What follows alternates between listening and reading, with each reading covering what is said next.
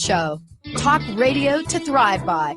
Powerful, inspiring, and coming to you live, bringing you stories of people like you and me, busting through and living life full out. Get ready to dare to wonder what your life would be like if you knew you could not fail. Hey, everybody, welcome. It's so great to have all of you tune us in and turn us on. And again, we have another fabulous show lined up for you. I want to just tell you a little bit. It was approximately, I think, about a year and a half ago, and we're in the middle of COVID, and we're starting to look at the network and what we want to open the door for, what we want to bring forward. And I remember myself, Linda, and Jessica, we're sitting there and we're talking about, okay, what is it in our world that we absolutely want, and yet we don't have yet? I think it's actually a little bit longer than that, because it was like smack in the middle of my first knee replacement, right? And I remember us talking about that, and we're all sitting around, and I said, here's the thing. I loved when I launched the Power Up Show. I said, I just loved that we're bringing those topics that were so part of my life when I was younger. And, you know, and so we had a little conversation. Of course, Linda's known me that long. And so she understood. And I said, you know, we have to have a consciousness window open for people to come through to us, to bring the power of the voice of freedom forward. That was all I said, you know, just the power of the voice of freedom forward. Yeah. I don't even know what that meant. It just came out of my mouth, the power of the voice of freedom forward. And what I thought about then was the series of events that began to happen. And I met 3 incredible women. And these 3 women, they kind of came together. You're going to hear how they came together. I think kind of in a similar way, but they had come together. And what they had come together to do, in their own words, which you'll hear today, is they had come together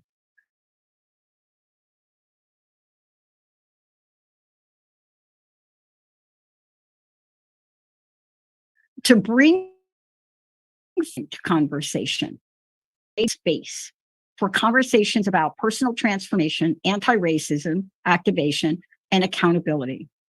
See, and I love that.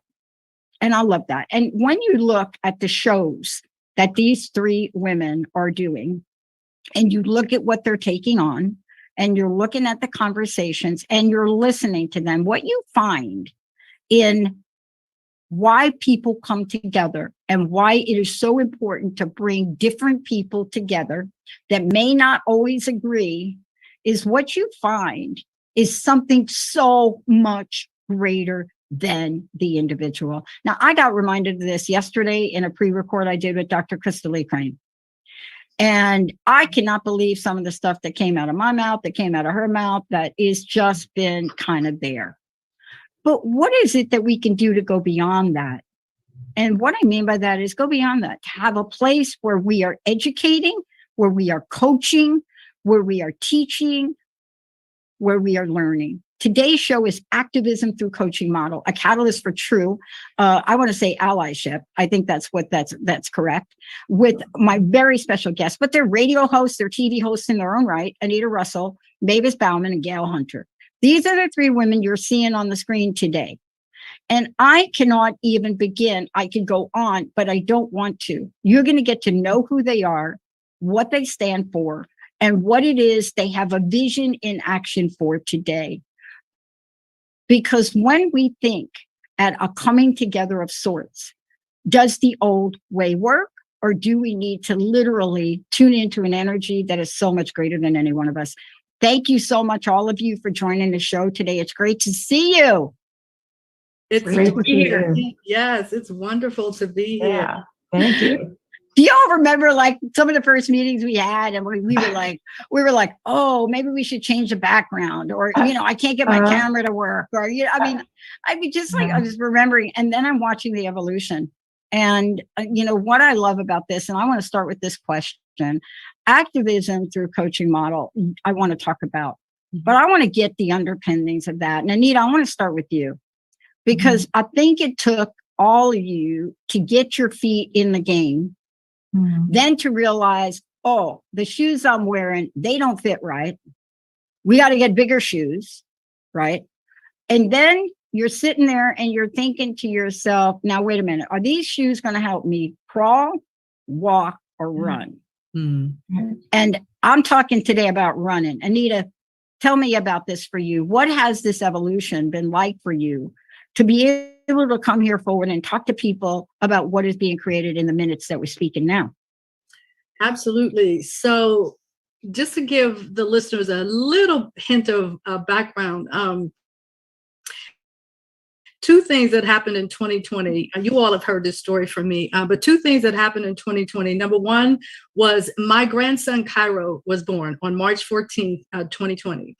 And then a couple of weeks later, George Floyd was murdered. So we had one incredible life coming into the world, and we had another life that was leaving the world. And those two things sort of ignited the work that we're doing today. And it started off for me with a very simple conversation that I had with my daughter, Cairo's mom. My two daughters were preparing to go out for a Black Lives Matter protest in Pittsburgh following the murder of George Floyd. And I would like to just sort of parenthetically say, I think the George Floyd moment was one of those moments where everybody will be able to look back 10 years from now and remember exactly where they were when they saw that video for the very first time, right?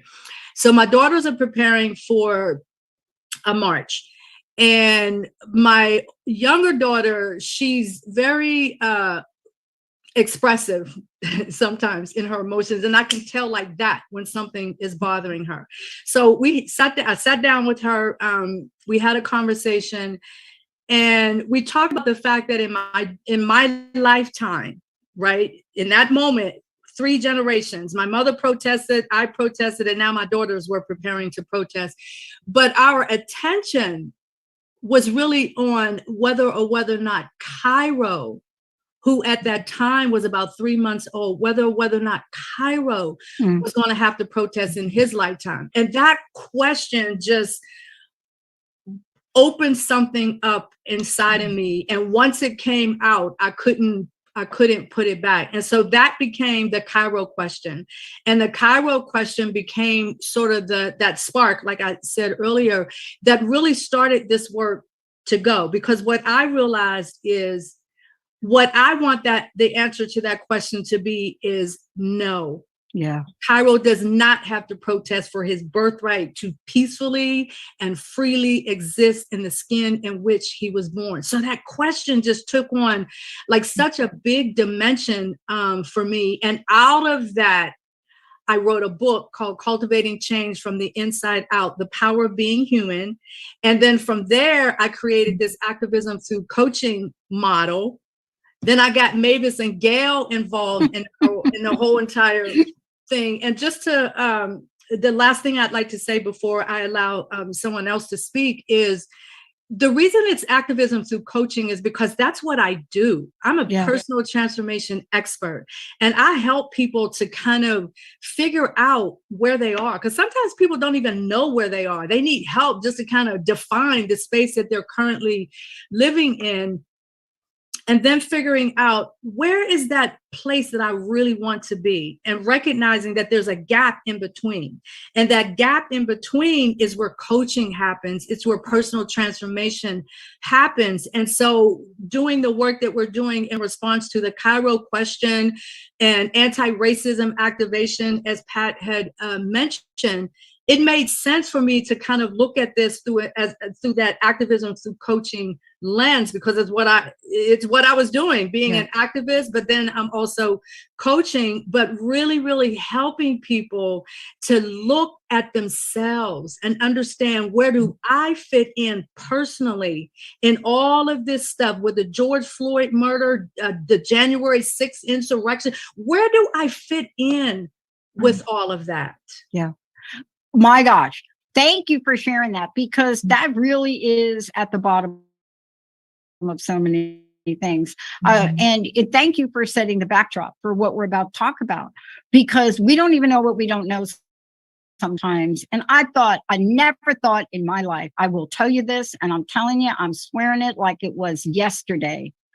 I never thought in my lifetime I would ever again, for as long as I live, have to worry about who controls my body.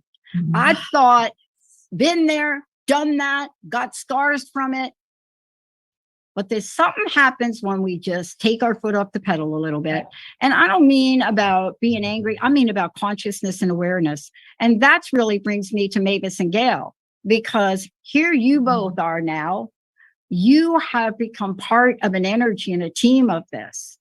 And when I first met you all three were all in. I don't know that you all even knew what you were all in about, but there was never a waver of doubt from any of you. And Mavis, let's start with you, and then Gail, you, because I was so amazed by that. And each of you has a very personal reason for it. And I would like to hear from you, because this idea about activism through coaching, and we'll get back to this, Anita, it really talks about concepts, pillars that we really need to pay attention to. Mavis, for you now, reflecting back and bringing us forward, right? You're still, well, everybody's still here. Hello. Good.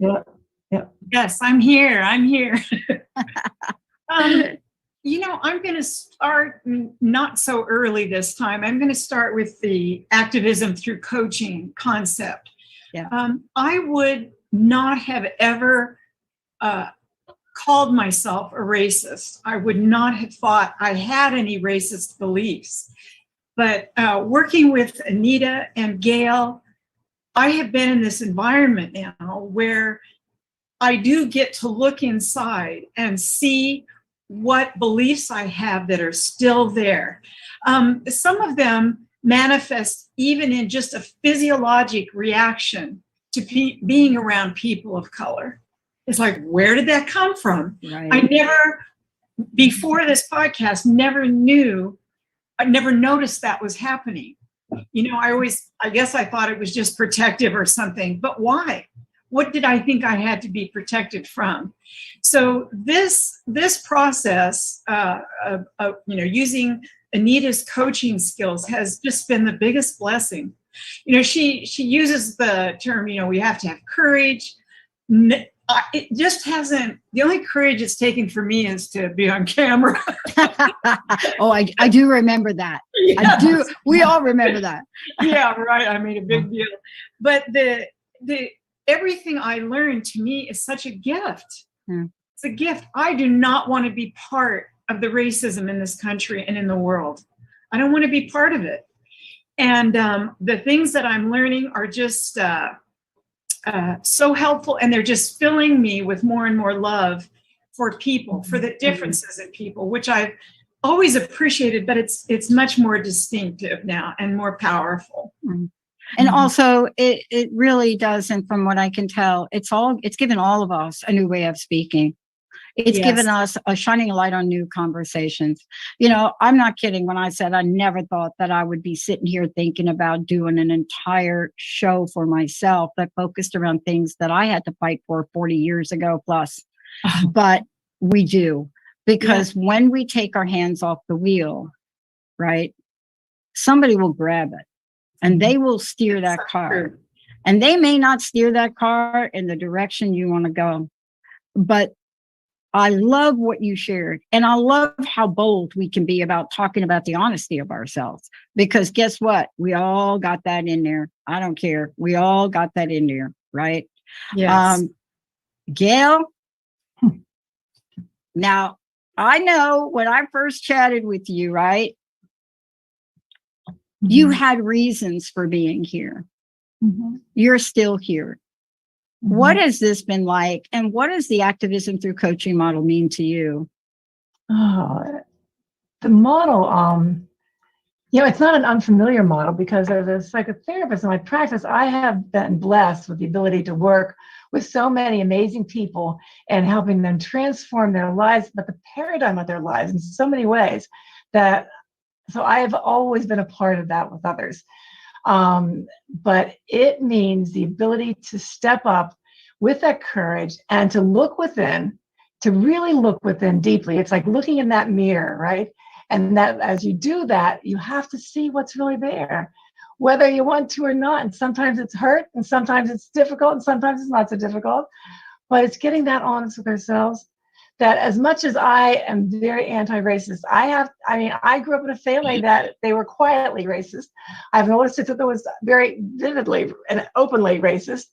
And so I had to deal with that. That was part of my experience.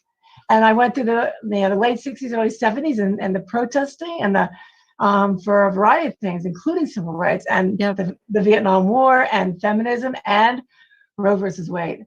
And so I really always felt when I was able to do that, I felt like I was contributing something, even if it was one small voice or one small part, right? And I really believe that this forum has given all of us that opportunity to really look within and to express where we are and what we need to learn and how much I have not known that I have learned even just this past year. And so I'm very grateful. And thank you for sharing that, because I don't think any of us realize that today on the day we're going to talk, so much has happened this week. Right. And it kind of brings me back. And first of all, for those of you out there, I want you to know that you are looking at 3 professional women who have looked at their lives. They've made decisions about how they would educate themselves. They've made decisions on what organizations they would founder, whether you are Anita and the founding principal of the Place to Soar, whether you are Mavis and you have gone through the Fletcher School of Law, you have been part of JP Morgan, you have then walked away from that, looked at freelance and photography, and now what? Formed and serves and is given back, visionary, foresee a better life. And we can go into that. Or like Gail just said, when we signed up for this psychology thing, I don't know about you, Gail, but I know after I signed up and finished, I had to redirect what that was going to mean in my life. Yes. But the one thing that 3 of us have in common is we've had to face ourselves. We've had to face our own prejudices. Mm-hmm. And I want to get to that. I'm going to skip the break because I really want to get to this. I want to get back to you, Anita. Yes, we could talk about the insurrection, but there's something else I want to bring up.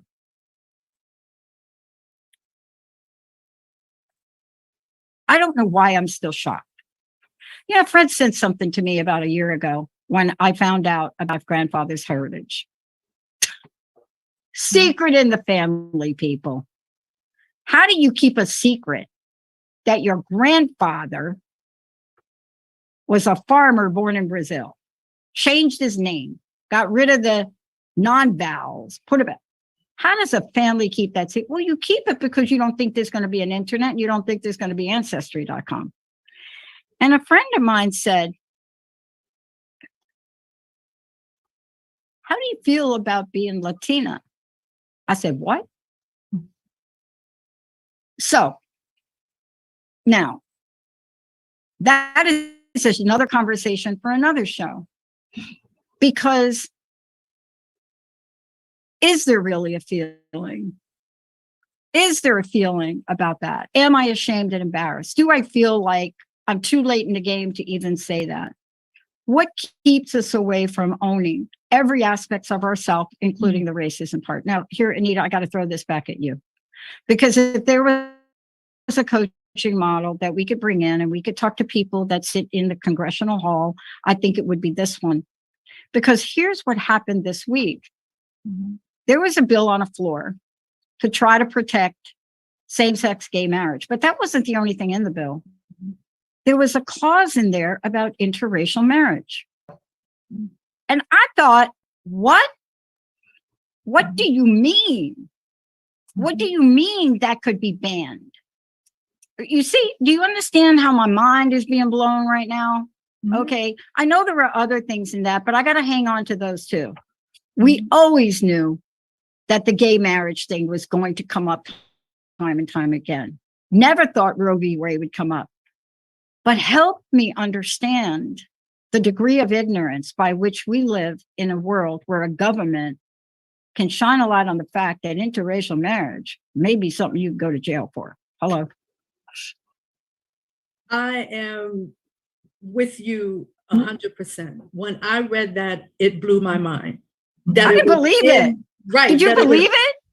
But that it was in that legislation. However, it crossed my mind previous to me reading that when Justice Thomas talked about after the Roe v. Wade was overturned. And then, the justices were kind of giving their thoughts, if you will.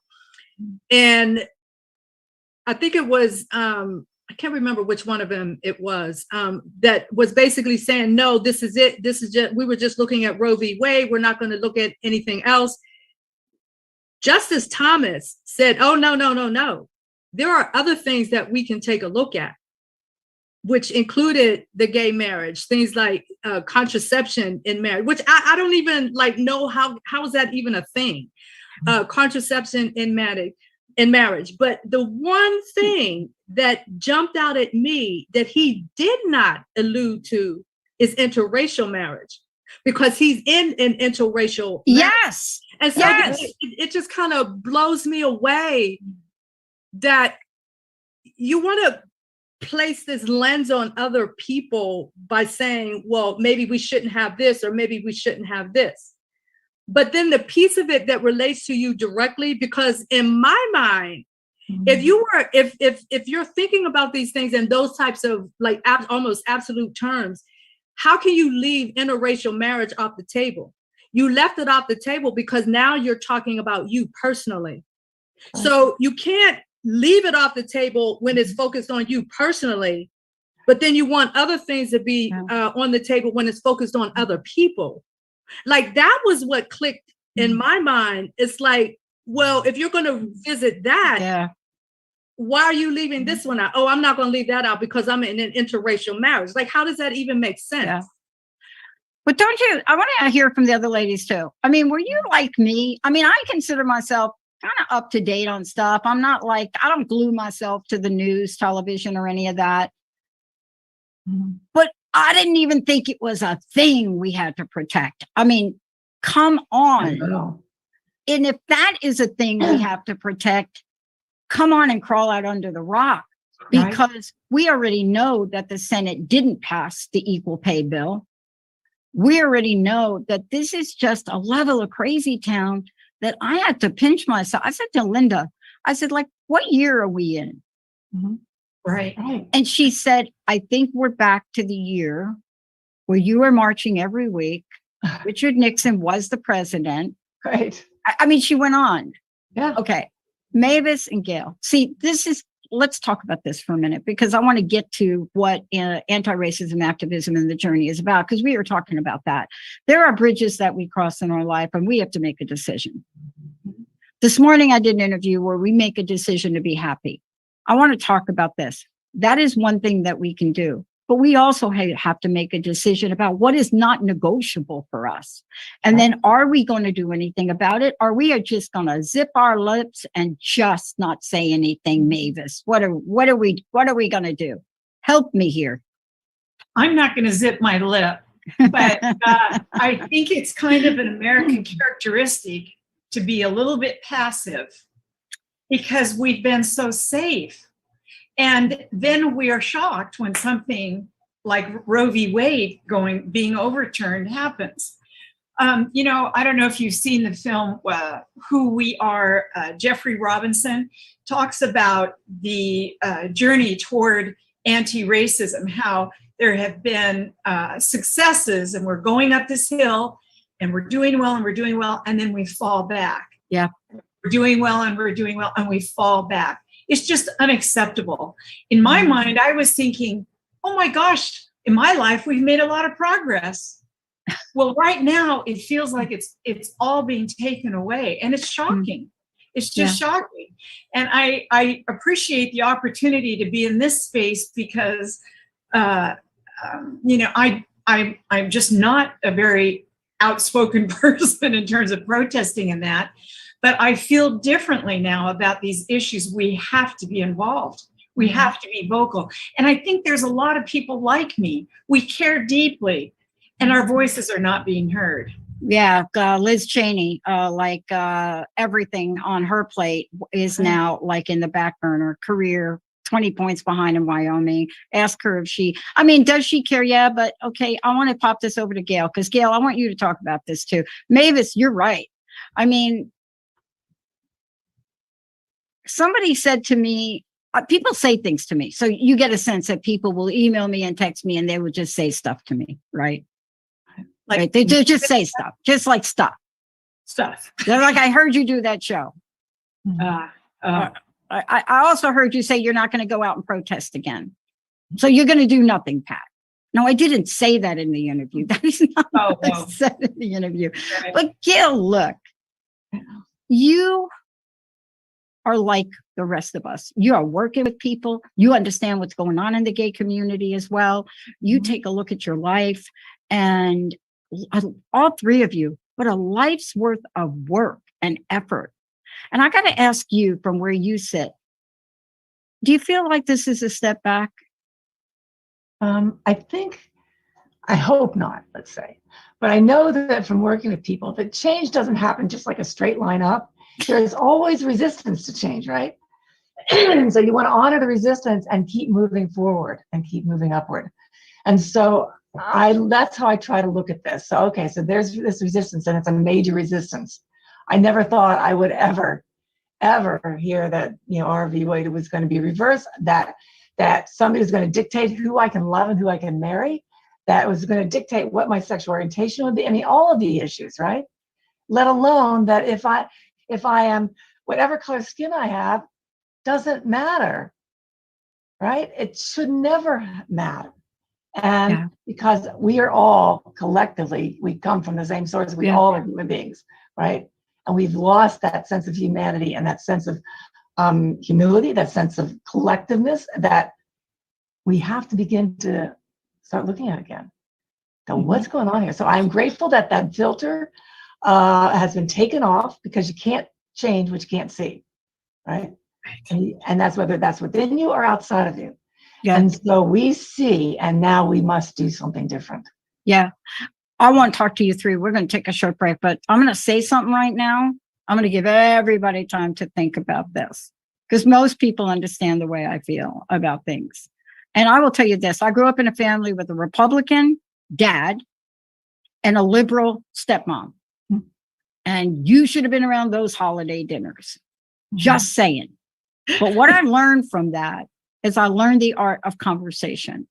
Now, my stepmom did not have education. She had her first child 12, second child 13. She didn't have the formal education.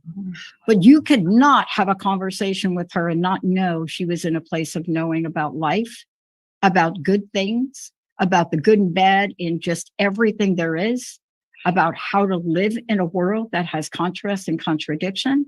And I remember her saying to me, you're still going to visit down with me down in the deep South, and you are going to go to a Southern Baptist church. And I remember as a young child saying, okay, what's the big deal with that?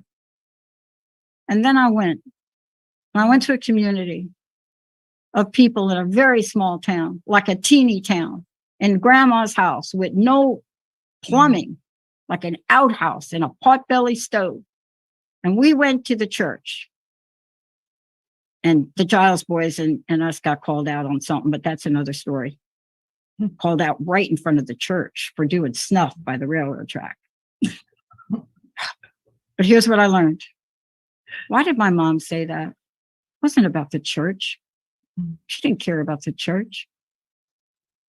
People of color, people, white people, dark people, light people, people of races I didn't know at the time, in the church. But when that church was over, barbecue, cornbread, everybody eating from the same plates, the same bowls, using the same bathrooms.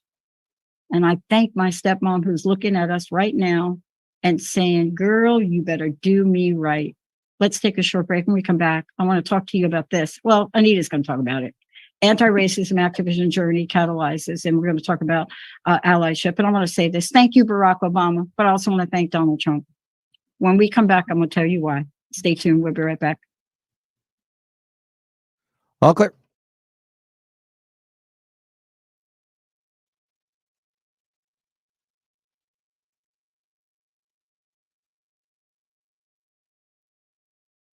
You're driven, and it totally shows. Your career is taking off, you're killing it in the mom game. But did your health needs make it on the plate this week? Tune in to Boss Up Babes, where Carissa Adkins helps babes show up, boss up, and thrive. Every Tuesday at 12:30 p.m. Pacific on TransformationTalkRadio.com. Become the boss babe you were meant to be. To sign up for one of Carissa's group coaching programs, visit 365dailyhustle.com. Tune in to the hit show, Us, Critical Conversations on the Challenges of Our Time with me, Dr. Krista Lee Crane, on TransformationTalkRadio.com every fourth Wednesday at 3 p.m. Pacific. Listen while we focus on the intersections of truth and justice as we learn how to coexist, pushing our social transformation to the next level. Become true stewards of the justice that is needed in our world. Learn more at preventionagenda.org. That's preventionagenda.org. Tune in to Maximum Resilience with me, Kelly Bazzani, your ally for addiction, the first Monday of each month at 11 a.m. Pacific, 2 p.m. Eastern on TransformationTalkRadio.com. Join us and engage in this epic journey of how to own your power and change your perception of addiction while we revolutionize the approach that ensures mental health as we address a worldwide epidemic. Take the steps that lead you towards an incredible life of maximum resilience. We do recover. Visit myresiliencecoach.com. Are you ready to expand and move forward and create the love in your life that you truly desire and deserve? Specializing in consensually non-monogamous and polyamorous relationships, Elizabeth Cunningham works with all people who want to expand and grow the love they have in their lives. Contact Elizabeth for more information on love coaching and applying for her online course, Love Deeper, at elizabethcunningham.com.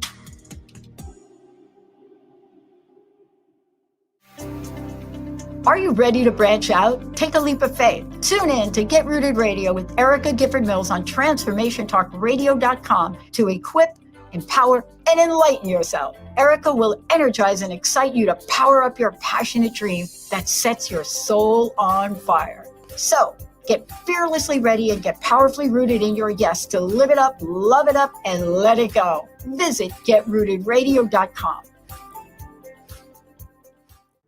Are you feeling lost in this journey we call life? When you awaken the truth of your patterns, limitations, and beliefs, you can start to heal relationship with yourself, others, and your circumstances. I'm Ritika Rose, life coach, author, and speaker. My mission is to help you align with your most powerful, authentic self and transform how you experience your inner and outer world. Find the confidence and peace to live the highest version of your life. Visit RitikaRose.com.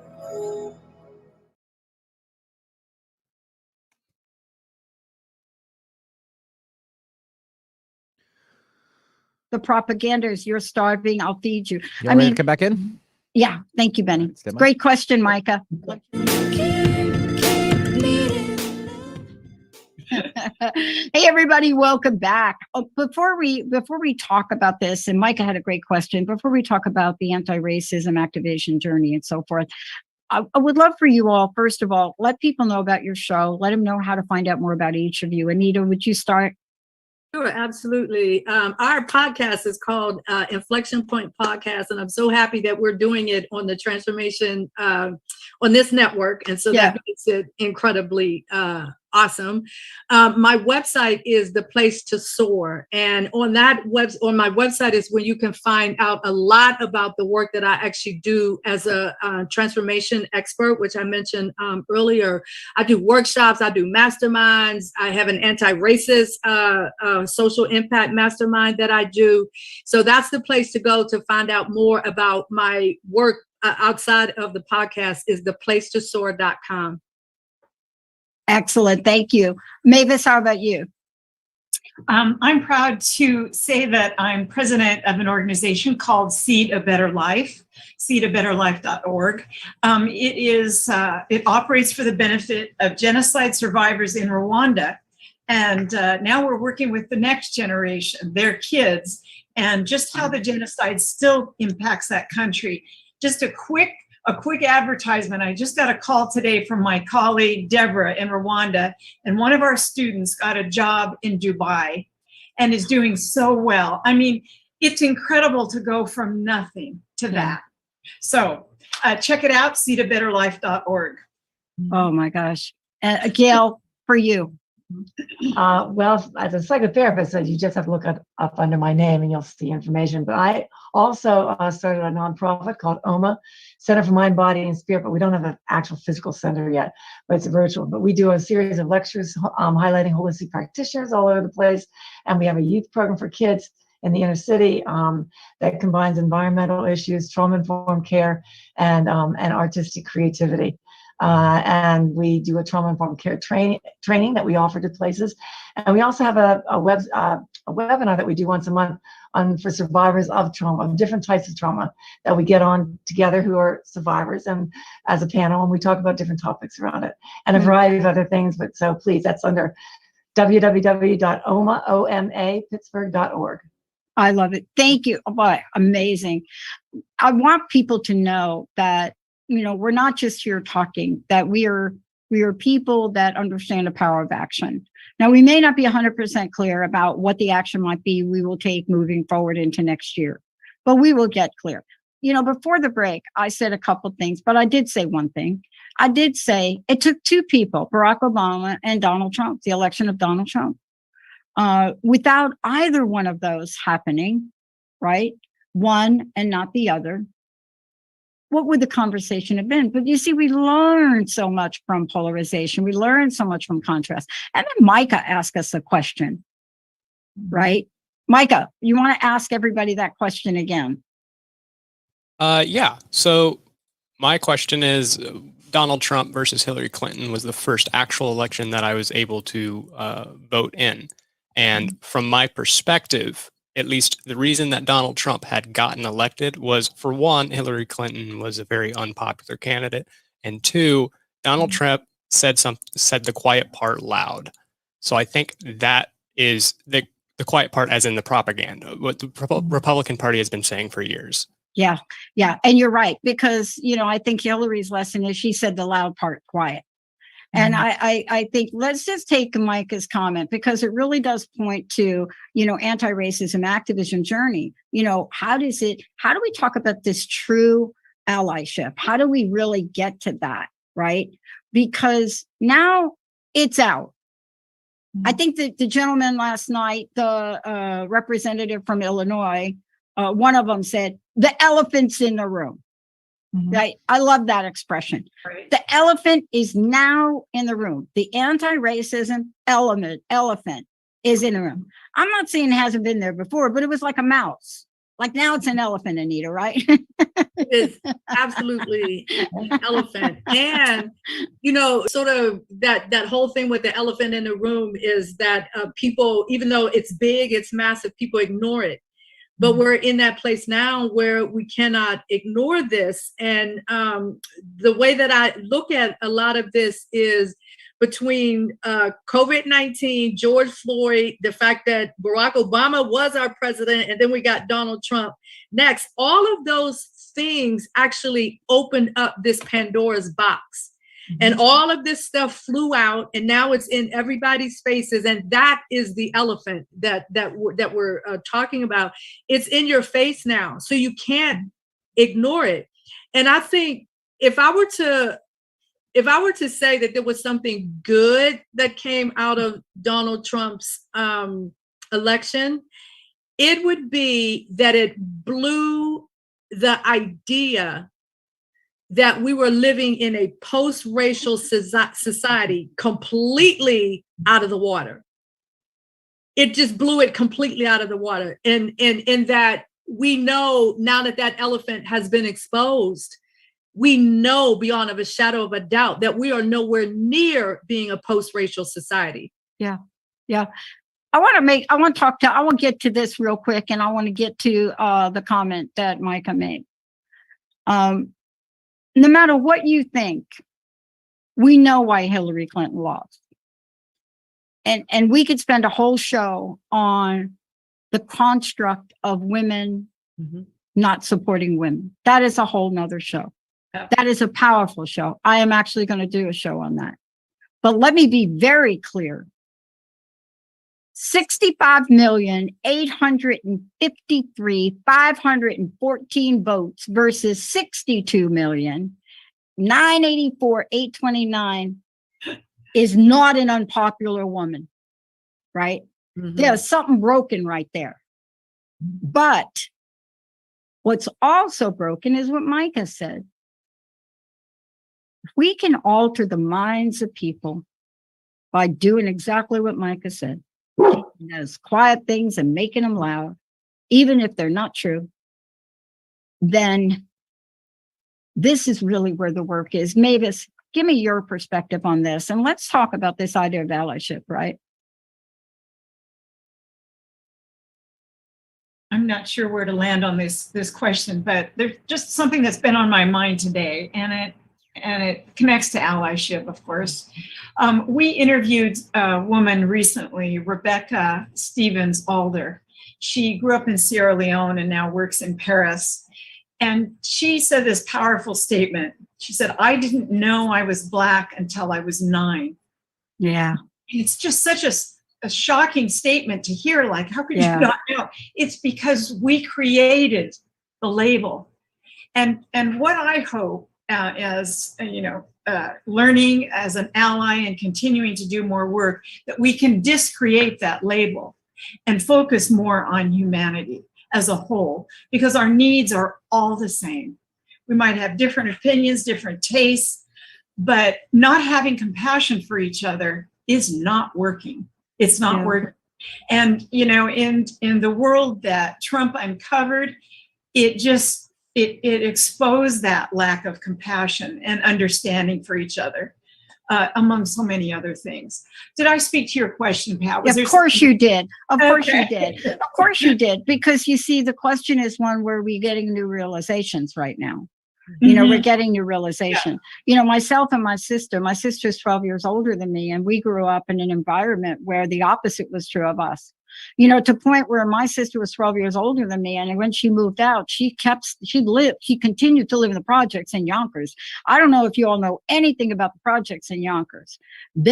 When people think about that area of the world, we don't even talk about that. We want to talk about the Bronx.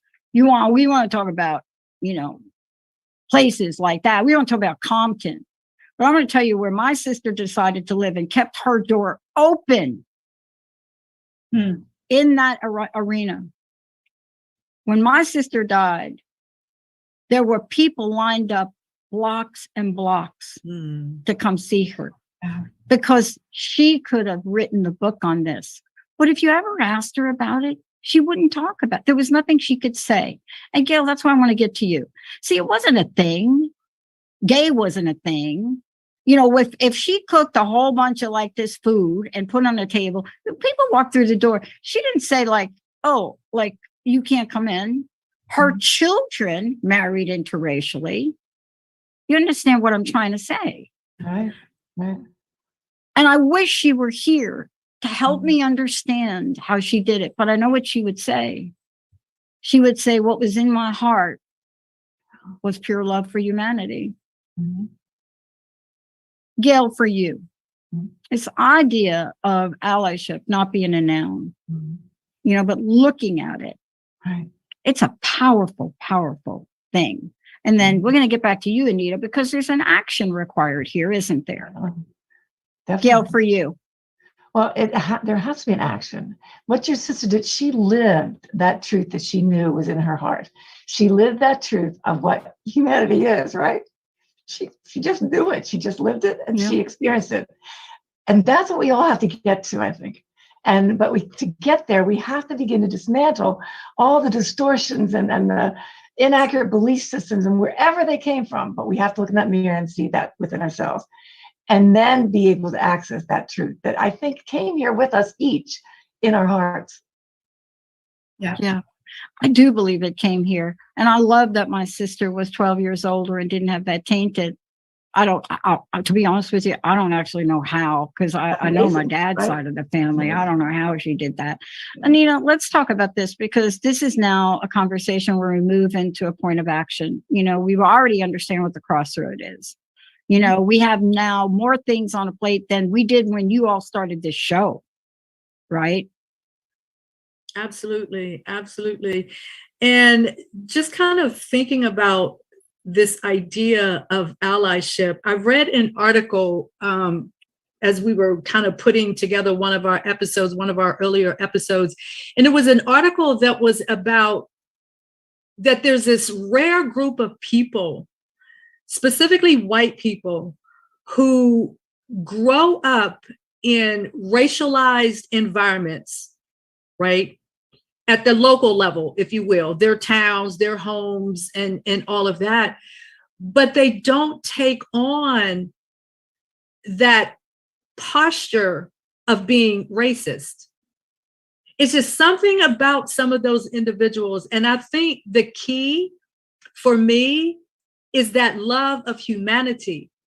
Because if you truly love humanity, those types of things don't even have the opportunity to take hold inside of you. Yeah. Because you're just of this different caliber of individual, right? So I'm saying that to say that Mavis and Gail both, to me, fit in that type of character, if you will. So then when I kind of start thinking about the idea of allyship, one of the things that I share with Mavis and Gail on a regular basis is that the way we set this show up, it models true allyship. And what I mean by that is, if you think about anti-racism activation as a journey, Gail, on the one hand, has been on that journey for a long time. She grew up in the 60s protesting. She worked with the Panthers and all of that sort of thing. And she is a true ally. Mavis, on the other hand, didn't have that kind of background. She basically grew up in a white community, didn't have those connections to Black folks in general. But it was still something in her that made her go through life and not adopt the racist stance in life. I think that's a gift. Yeah. That's a powerful, powerful gift. And so with the three of us coming together, particularly with Mavis, because she's coming from that other type of background and everything, but she brings her whole self into the work. And she doesn't walk into the work, and I'm just using Mavis as an example, right? But she doesn't walk into the work like, I know what you should be doing. Speaking to me as a Black woman who is putting together this anti-racism work, I think we should do it this way because I'm an expert in this, and I'm an expert or that, and I have this experience, because that's what a lot of people who are attempting to be allies, they want to bring their professionalism into the mix. They want to bring, their degrees and all of that. But Mavis checked hers at the door. And if you want to be a true ally, you have to be willing to check that at the door, because the rules of the game in true allyship are different. And allyship is not a noun. It is a verb. Not only is it a verb, but it's also a lifestyle. It's this lifestyle where you have the capacity to let the sense of humanity override these other little things, genderism, racism, sexism. When humanity, your idea related to humanity overrides all of that, that's the real power of allyship, right? And also your mindset. So if you have a very fixed mindset, if you know Carol Dweck's work, she did a lot of work in the area of mindset, growth mindset, fixed mindset, and then there's also a benefit mindset. But that fixed mindset relates directly to racist thinking. because you think in a very rigid, very structured kind of way, and you have the belief that that cannot be changed. It is what it is. And if you happen to be on the short end of that, you just kind of go with the flow because that's just the way that it is.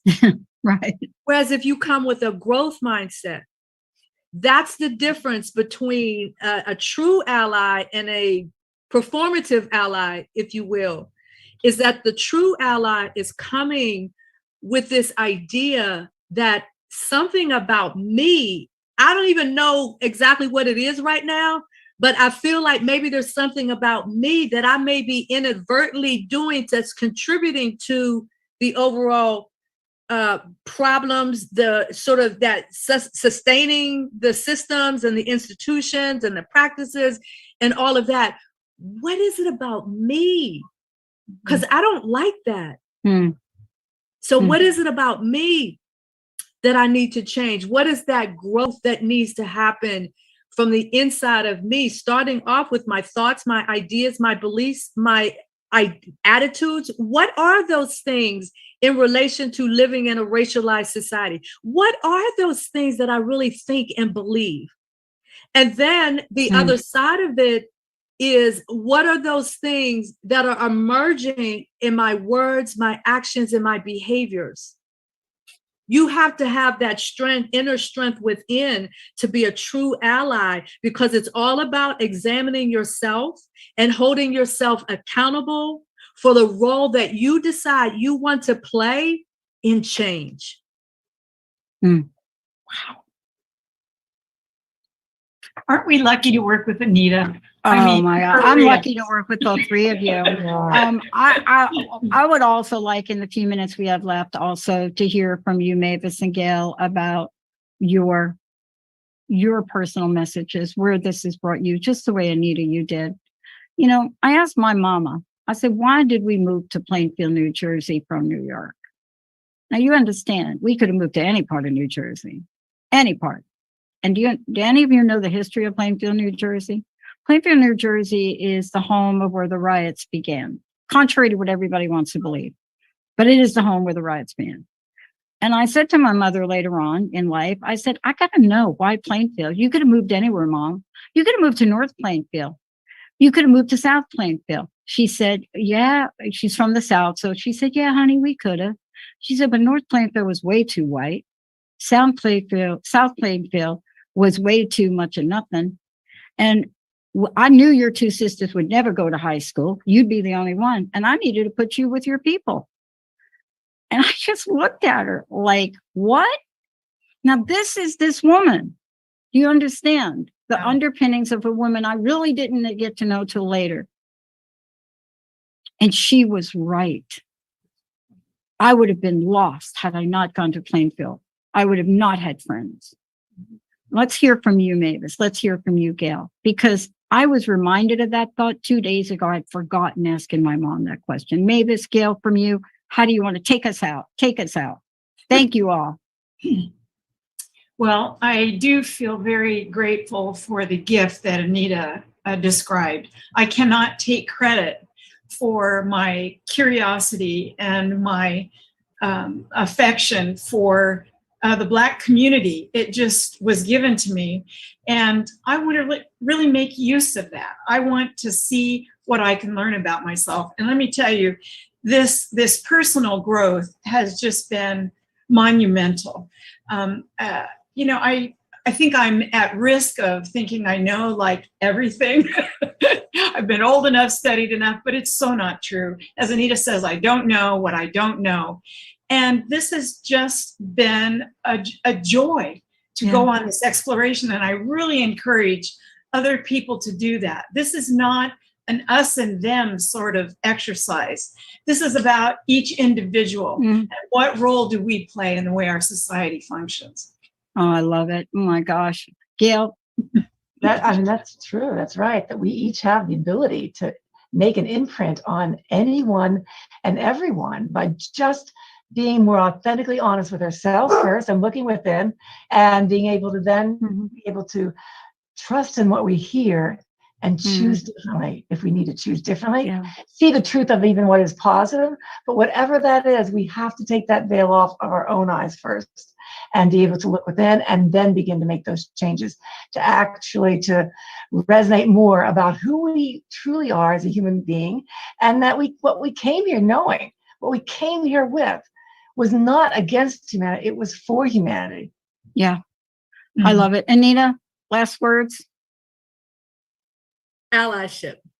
If there's That's it. I'm anybody with you. out there, anybody out there who wants to know more about the work that we do together, and there's other things that we've done together behind the scenes that we haven't had to talk about, but just go to theplacetosoar.com, and that's sort of your starting point. Yeah. You could reach out to me. There's information there about this work that we do along the lines of anti-racism, allyship, and all of that. So